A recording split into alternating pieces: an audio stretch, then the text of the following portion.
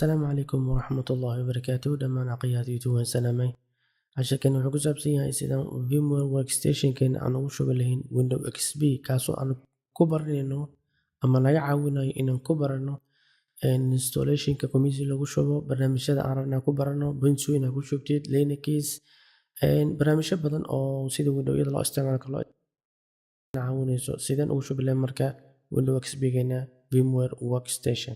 Welcome to my YouTube channel.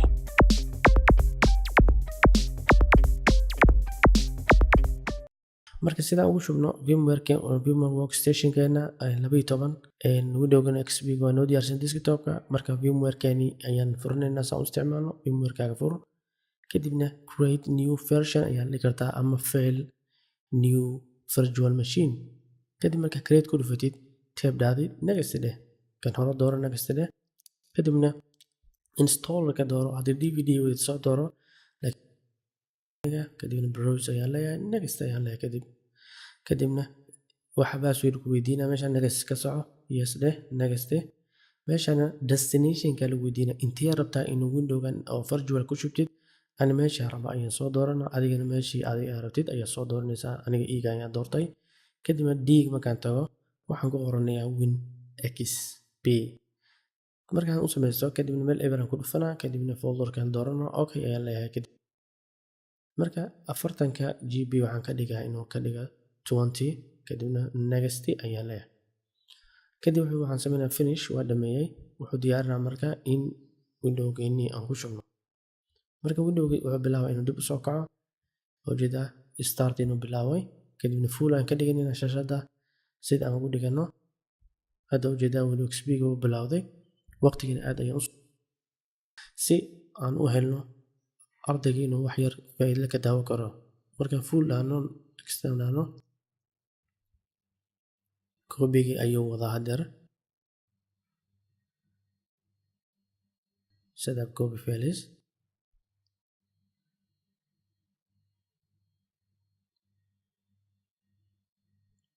kule hadda sidoo hore looma isticmaalo Windows inta badan meel aad loo isticmaalo, laakiin wuxuu ku fiican yahay computerkan markaa Windows XP isticmaalaysa aad culays ma keeno. waa barnaamij aad u fudud. Windows kale aad loo isticmaalaa 7ka 8ka 10ka Vista.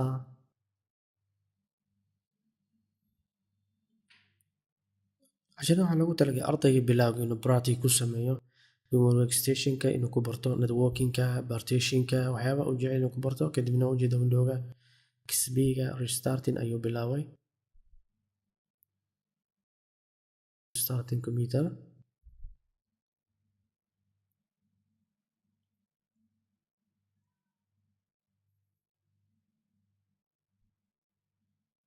kadibna ujeeda calaamadii lagu yaqaanay Microsoft Windows XP. marka wax badan ay kaa caawinaysaa in aad ku baratid computerka. waxna dhib ma lahan. folderkii adaa u sameyn ayaa tagaysaa delete leedahay bis. sidaas ayaa ugu tirtay Windows-ga dhanbo. so Windows saxma waa virtual machine.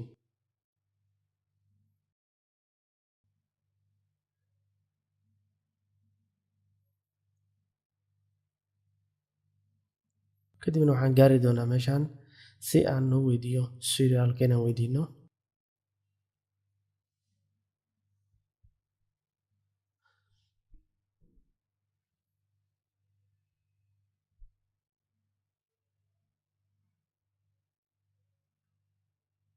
kadibna waxaad dooranaysaa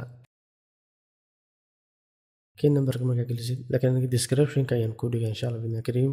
hadaa u baahan tahay kale waa diiday. marka waxa laga yaabaa key numberka oo leeyahay Windows-ga markaas aad haysatid in aad ku shubtid si aad usoo diyaarsatid key numberkaaga.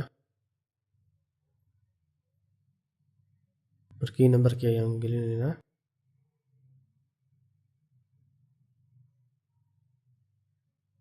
kadibna marka key number gelisa next ayaa leedahay, installation-ka ayuu bilaabayaa.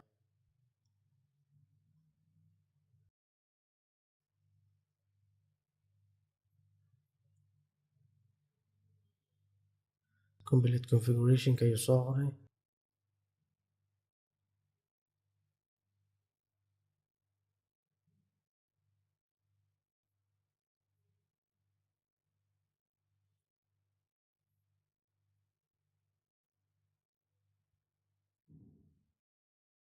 ayuu sameeyey dib ayuu hadan usoo kacay complete computer setting apply computer setting set up personalize setting for wadhowi hadda uu diyaariyey inuu Windows XP ku shubo wax yar ayaa u dhiman oo kuna desktop ayuu soo kacay marka waxyaabo badan oo fudud u baahanahay marka raad kaliya dhaadid property setting ka tag kadibna aan soo dayna oo aad u weyneeyay no ayaa dib u celinayna soo dib ugu laabano node aan dhahno sababtoo waxa la rabaa marka isticmaal sidii shaashadaada oo kale computerka ama screenka oo kale inaad u isticmaashid 720 iyo 1280 ayaan geeyay yasana sidii computerka caadi u weynaaday markaan browse ku laabto kadibna desktop kan tago oo jeeda hadaan rabo inaan ka bedelo backgroundka meeshaas ayaan ka bedelaa screenka sidoo kale mataqaana u baahatid meeshaan korada hada iska xiro kale minute nan ka dhigo ujeeda animation wax ma aadayo kadib apply hadaan dhaho ujeeda ka qad backgroundka dambe apply haddana hadaan desktop icon-kii u baahanahay desktop icon customize leh markaad u baahatid apply iska dhigi kartaa kadibna okay apply okay waa intaas oo kaliya marka insha Allah qofka ardaygana waxaan practical ku sameynaa wax kasta wuxuu ku fiican yihiin marka practical sameynaysid inaad ka soo bilowdid wax kasta bilowga sida A to Z aad u geysid ana cilmiga marka VMware workstation iska soo dejiyo marka insha Allah bidna kadib VMware workstation practical ku sameyn kartaa assalamu alaykum wa rahmatullahi ta'ala wa barakatuh wa jazakumullahu khairan